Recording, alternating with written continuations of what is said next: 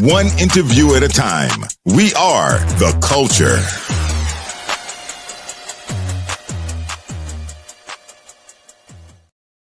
Hey, welcome back to another edition of The Culture. I am your host, Jessica Modkins, and joining us today is none other than Senator Dwight Bullard. Welcome back to the show, Dwight.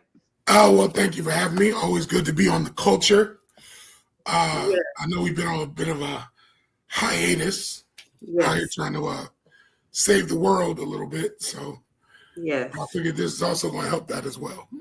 Yes, let's help them on this streaming platform, of which your show's coming back. We will be welcoming Politics for the Culture back to the culture soon. We don't have a date yet,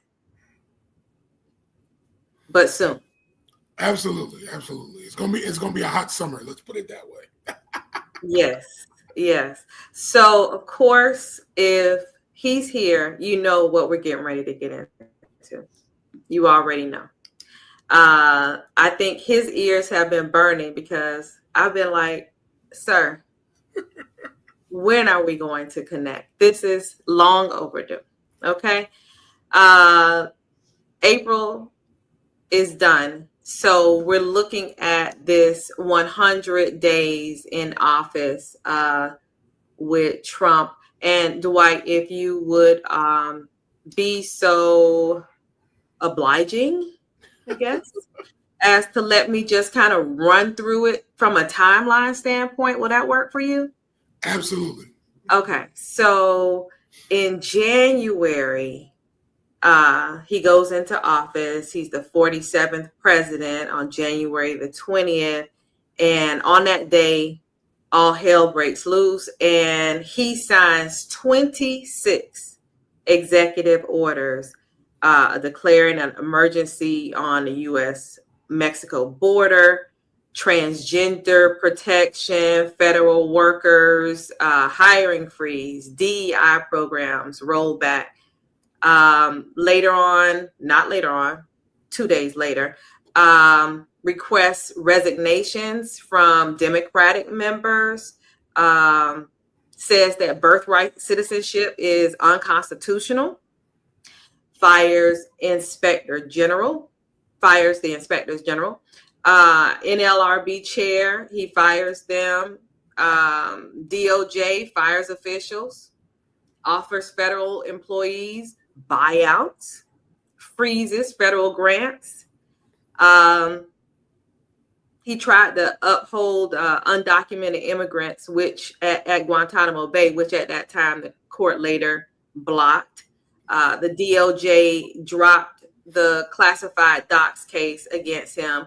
That is all in January, and it sounds like it was a lot, but it was only in 11 days. Correct.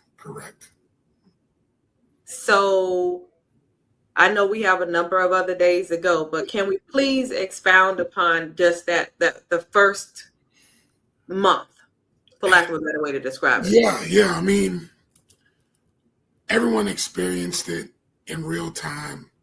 The anxiousness, the anxiety, that sense of dread and overwhelm.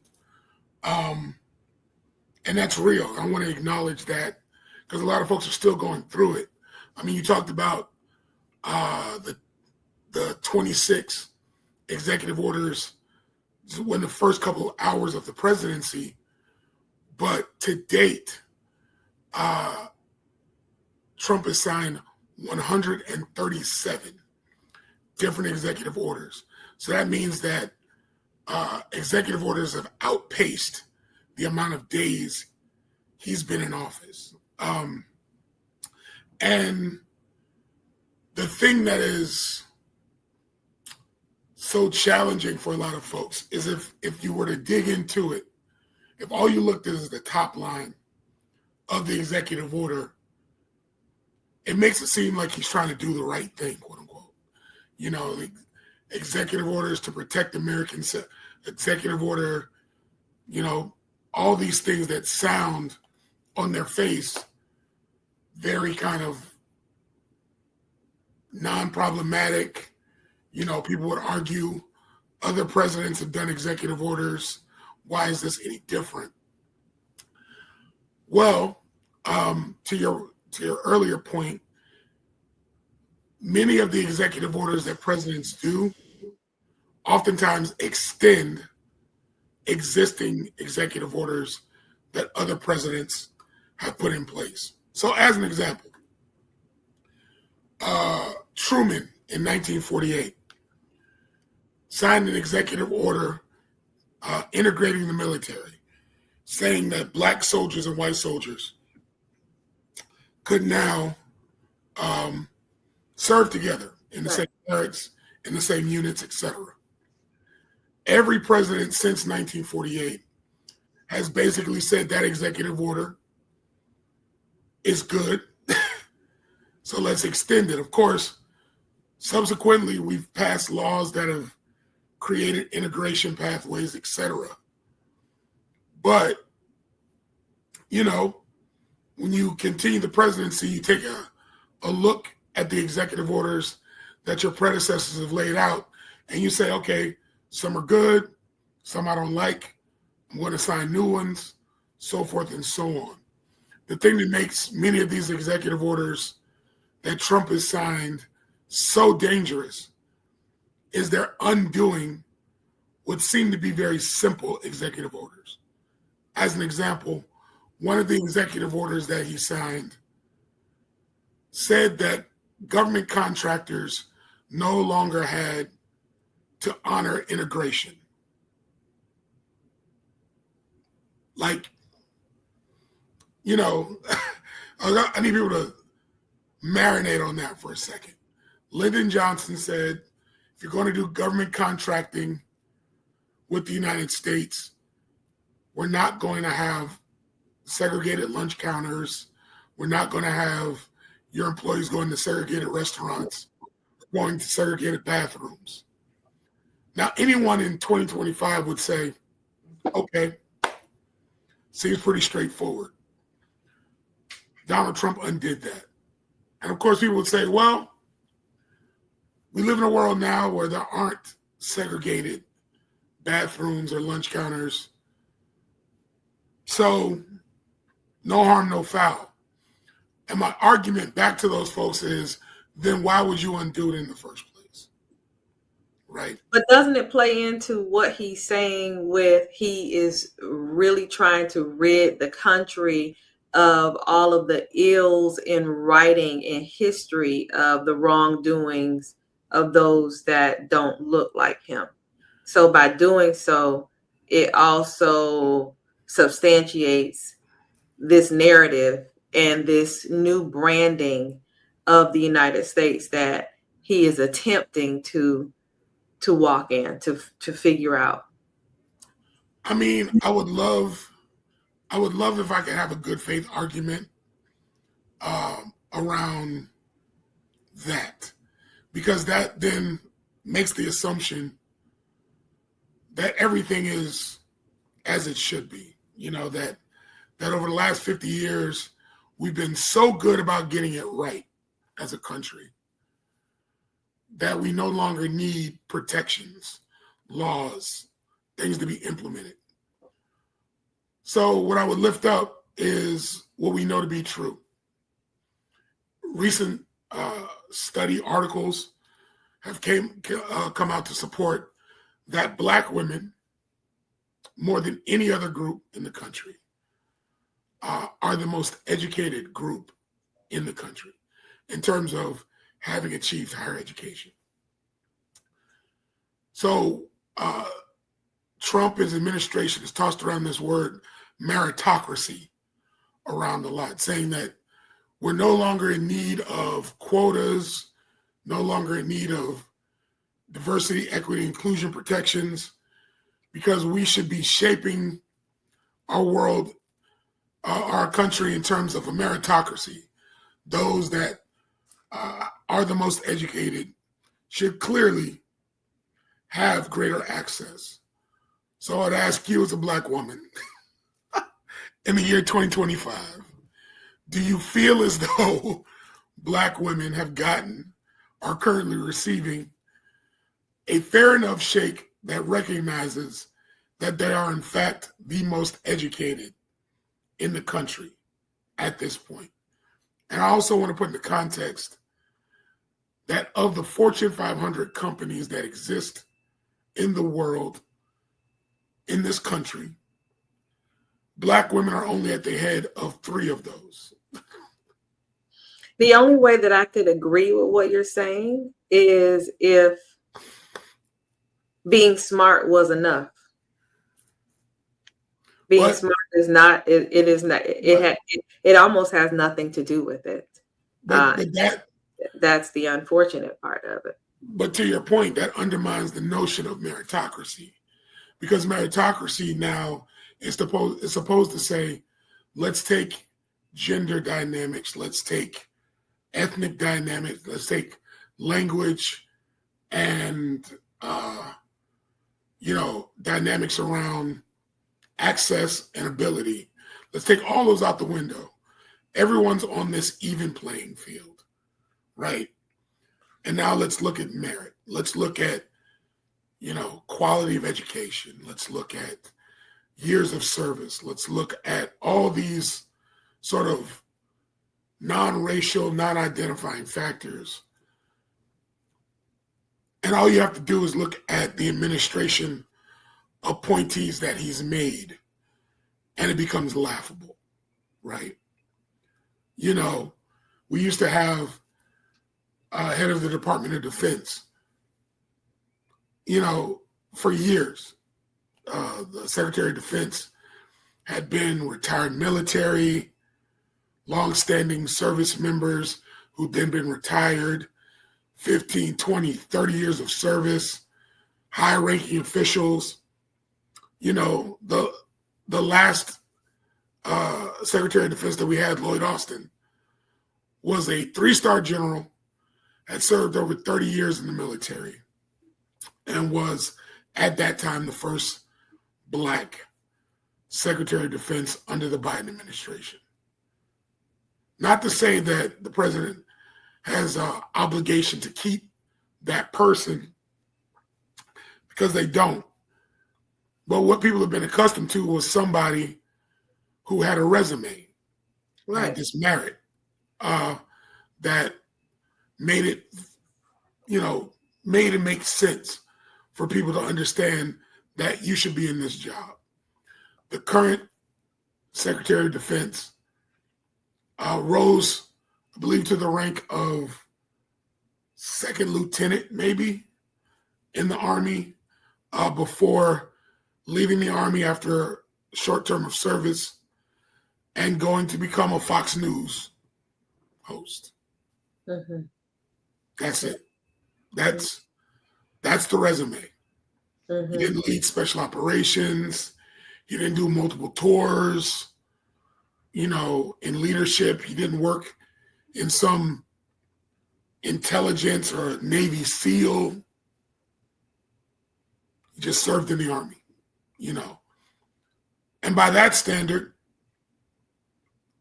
my brother, who served 4 years in the Air Force, and him on equal playing field, right? So, I can check on my brother, but I'm sure he didn't get a call from the Trump administration, right, saying that this is it, right? And it's that kind of thing that kind of begins to unravel the ball of yarn around people feeling a sense of connect, because even when you take partisanship out of it, Republicans do that, Democrats do that. You pick your people, I'll pick my people. People could at least argue that during the Bush administration, or heck, even the first Trump administration, that you had people that on face seemed credible. Let's throw in here, in February, Elon Musk went ham. I mean, right. Doge, it's all over the place. And bring that into the conversation on all of these special government employees that, how he has infiltrated all of the things that someone who have been vetted and gone through proper security clearance and all of the things. It did not happen. Yeah. So, and this is the reason I chuckle a little bit is because I felt like, and probably the reason I'm losing my voice still, is I was screaming to folks about Project 2025. 900 pages, Heritage Foundation, basically laying out a blueprint for Donald Trump's second term. And in that document was this overhaul of government employees. Mm-hmm. Basically, that the president would go in and it would be argued whether or not he had the authority or not to summarily fire government employees at will. And people were like, well, no, that can't happen. There are these protections. Not understanding that the only thing that has kept this train moving on the tracks is trust. That's it. Right. I wish people understood that that's all it is. You trust that the person coming in office is going to do something similar to the person that came before, that they're going to honor the same documents, honor the Constitution, honor the rule of law, honor these things. And we could say, well, what about checks and balances? I agree. Checks and balances are a thing. But again, if someone just patently ignores the Supreme Court, Congress, checks and balances go out the window and it creates the chaos. So to your point, you bring along Elon Musk, who, by the way, in case folks haven't realized, wasn't born in the United States. He is a citizen of South Africa who has been naturalized to lead what they're calling the Department of Government Efficiency, which up until this point had never been an actual department, and has given him carte blanche to go through and find what they're calling waste, fraud, and abuse. And what he's included in that is government employees that he deems unnecessary. Now, a couple problems there. He's never worked in government before, so he doesn't know who these folks are, what they're doing, how they're doing, or why they're employed by and large. He just knows that they are employed and that he has the right to make them unemployed. But the real finer detail that should alarm us all is that the first group of employees that he wanted to get rid of were employees that were investigating his companies. He's one of the largest government contractors in the country, through SpaceX, through Tesla, through XAI. He has billions of dollars in government contracts. Just to make it a finer point, his government contracts makes his companies about $8 billion a day. A day. Folks had been investigating him for everything from civil rights violations to worker ethics violations to non-deliverables on government contracting. Prime example, the Biden administration had contracted Elon Musk to build electric car infrastructure. What that means is that the same way we have gas stations on every corner, he was being tasked with building out electric charging stations and had been given millions, if not billions of dollars to do so. Only for him to turn around after 4 years and say, not only that I can't do it in the time that you've given me, but I shouldn't be obligated to do it at all. So go figure. Somebody would say, well, we might need to investigate that, considering you've taken all this money from the government and failed to deliver on the contracts that you've been given. Conveniently, those government employees are now unemployed. Folks who've been, inspecting our foods, unemployed. Folks who've been looking into making sure that there's no drilling in national parks, unemployed. So it just feels very eerie that when we're looking for so-called waste, fraud, and abuse, the millions, if not billions, in government contracts that Elon Musk has are not on the table at all. Let's add in here, February, FAA fires hundreds of staff. Hundreds. Feels like planes were falling out the sky, right? Like, I don't think people, again, and it's hard to unpack this for a lot of people because people are just like, they love to label like government, like, oh, it always boils down to, well, when I was passing by this road construction site, I saw all these people standing around. And is that the kind of efficiency, that we want?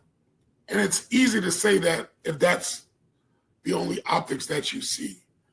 But in order for us to have a proper and effective air traffic control system, there needs to be somebody manning the station. Because on any given day, you're talking about hundreds, if not thousands, of aircraft crisscrossing each other in the sky. Anyone who's flown understands that when the pilot gets on the mic and says, we're the third plane in the line about to take off, that means that there are 3 planes that are about to take off around the same time that you did, not to even think about the multitude of planes coming after you. And that's just from your airport. That's just from Miami International. That's just from LaGuardia. So when you factor all that in, on any given day, planes at different altitudes, coming in at different angles, air traffic controllers are tasked with the responsibility of making sure those planes don't collide into each other. I mean, as simple as that sounds, that is a complex task. Mm-hmm. And the Trump administration fired hundreds of those people on day one. Mm-hmm. So it wasn't surprising that we start seeing incidents and occurrences of plane crashes. And this is not to be an alarmist. Flying in a plane is still one of the safest forms of travel, but no one wants to feel this sense of dread about getting on a plane and wondering whether or not someone's there watching. Right. There's another plane coming east, west, north, or south of where you're flying. Right. And that's the role that the FAA is supposed to play.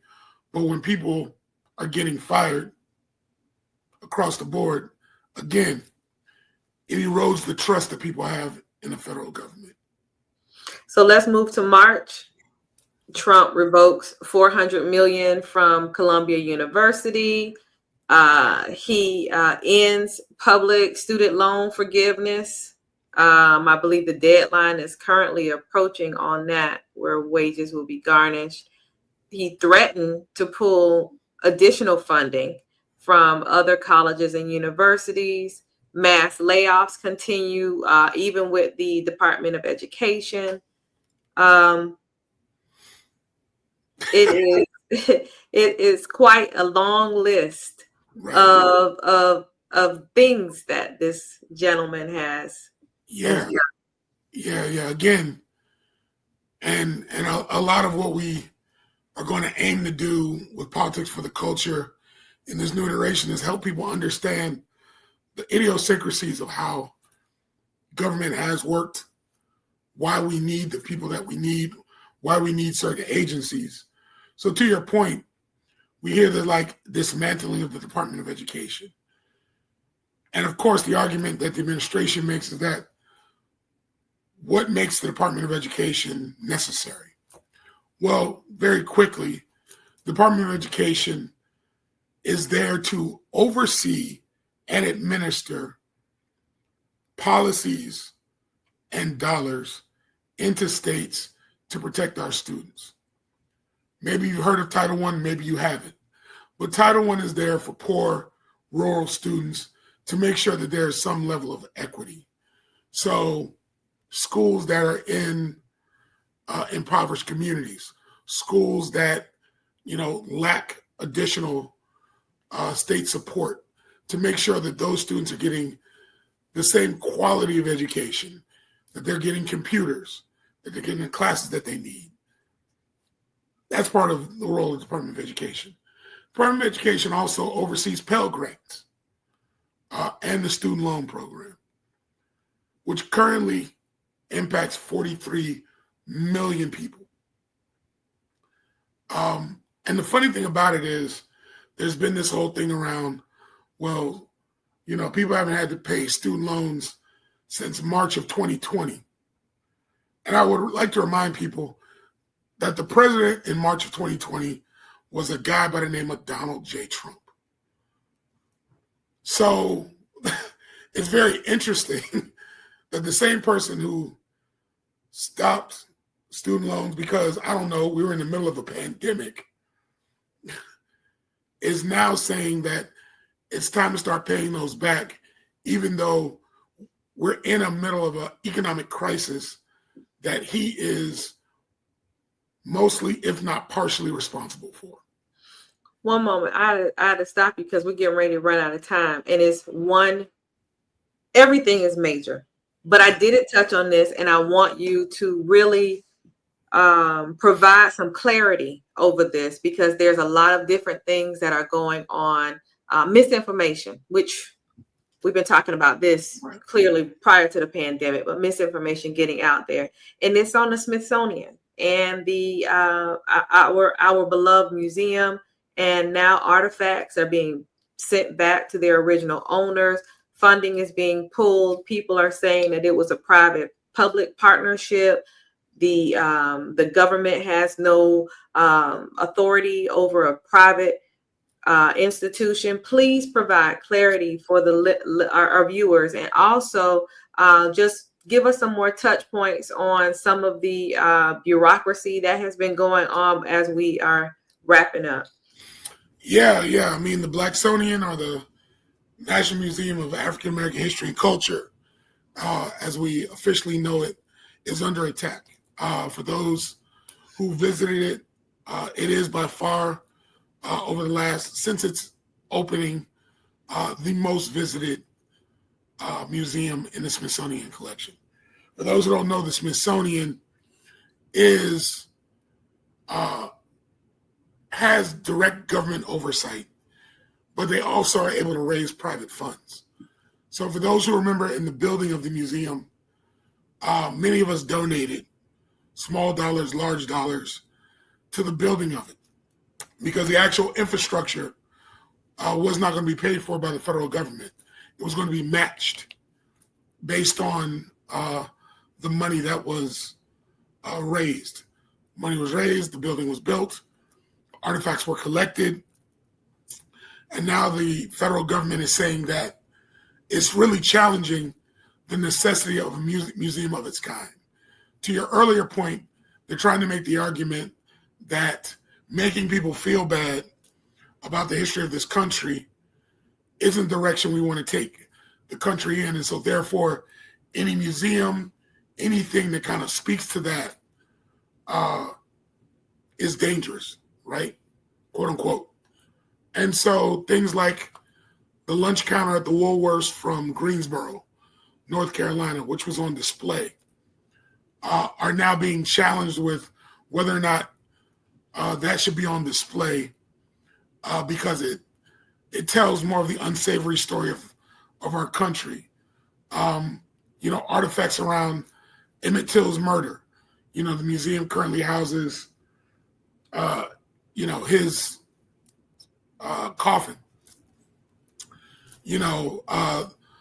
The Greyhound station in Alabama, where the Freedom Riders is currently under the protection of National Park Service. And they're talking about turning that over, having that demolished and rendered useless. So it's a direct attack on all the things that we fought so hard to bring to the forefront in this country. And that's erosion, in my humble opinion, is a direct attack on Black folks. So if we're going to talk about the culture, it really strikes at the heart of what the culture is.